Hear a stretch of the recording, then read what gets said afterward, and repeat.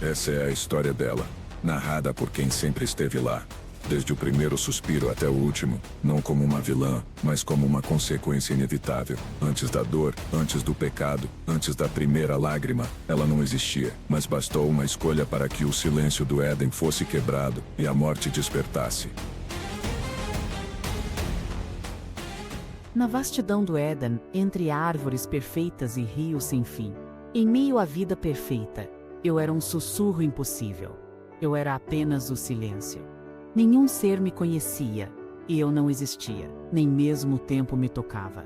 Havia apenas vida. Animais convivem em paz. O homem e a mulher caminham juntos pelo paraíso. No centro do jardim, duas árvores. Uma brilha com um dourado vivo, a árvore da vida. A outra, com frutos vermelhos profundos, a árvore do conhecimento do bem e do mal. Em um determinado momento, uma presença estranha entre os galhos. Ela se arrastava em silêncio, com olhos cheios de inveja e cobiça. A serpente surgiu, carregava dúvida, e com palavras suaves, semeou o impossível no coração da mulher. E a mentira acabou com a pureza do paraíso. O som da escolha, uma mordida, destruiu o que era eterno.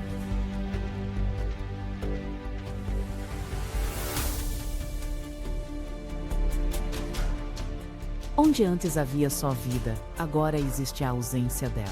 Eu não fui criada, eu fui despertada. Surgi como uma rachadura entre o que era e o que poderia ter sido, uma sombra vagando entre os mundos. Vários anos se passaram. Fora do paraíso, senti um chamado.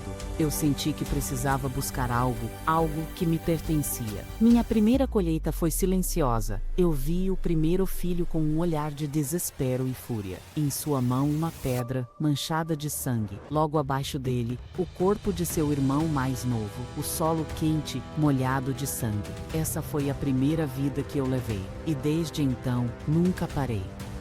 Portanto, como por um homem entrou o pecado no mundo, e pelo pecado a morte, assim também a morte passou a todos os homens, por isso que todos pecaram.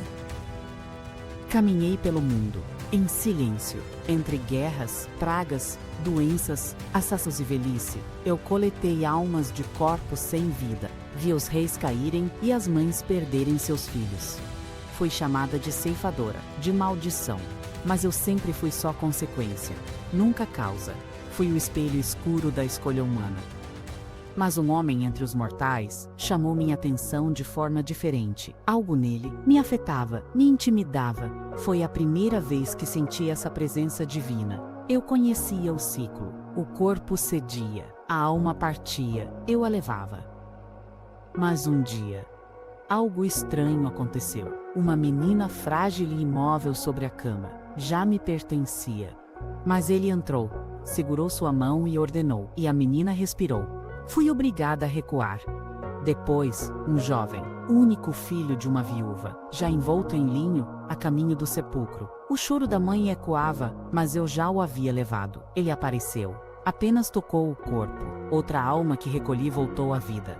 Em outro lugar, a carne já cedia à decomposição, e ainda assim, ele comandou a própria existência. E aquele homem voltou à vida, como se nunca tivesse me pertencido. 3 vezes eu fui obrigada a devolver o que tomei. 3 vezes ele me arrancou o impossível. E eu comecei a entender. Ele não veio apenas para viver, ele veio me confrontar. Nesse momento eu entendi, ele não me temia, ele me conhecia.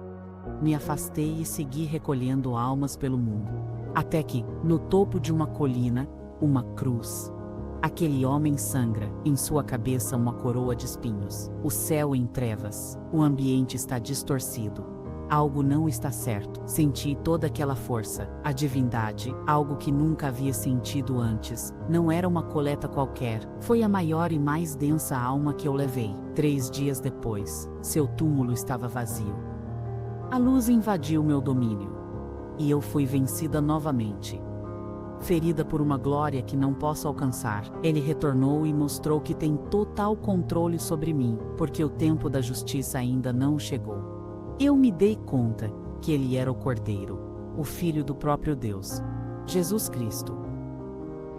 mas o mundo ainda sangra. Eu tinha um trabalho, almas para recolher. Mesmo vencida, ainda caminho pelo mundo. E o mundo está cheio de ódio e pecado. Mais uma infinidade de almas para recolher por vários séculos e cumprir o meu dever nefasto. Olhei, e diante de mim estava um cavalo amarelo.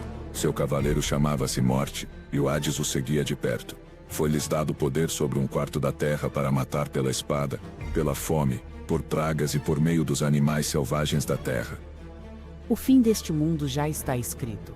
E meu papel nesse fim era inevitável. Os 4 selos foram rompidos. Eu me levantei e comecei a existir de forma diferente naquele mundo.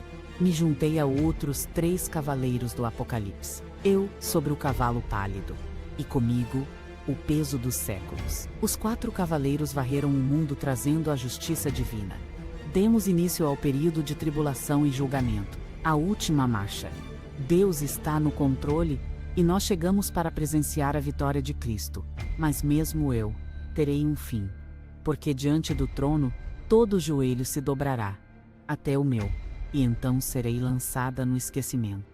E a morte e o inferno foram lançados no lago de fogo. No último suspiro do tempo, meu destino final se revela. Fui lançada no lago de fogo, e todo aquele que não foi achado inscrito no livro da vida, foi lançado no lago também. Eu sou a morte. Não fui criada. Fui despertada. E mesmo eu, me curvo diante do Cordeiro. Se gostou desse conteúdo, não se esqueça de curtir o vídeo e deixar sua opinião nos comentários. Se inscreva no canal e ative o sininho para não perder nenhum dos próximos temas bíblicos que vão te fazer refletir. Este vídeo não tem a intenção de desrespeitar a fé de ninguém nem de modificar a história da Bíblia. Nosso objetivo é apresentar um estudo baseado em diferentes perspectivas históricas, explorando os acontecimentos sob outros ângulos. Receba este conteúdo com mente aberta e respeito mútuo.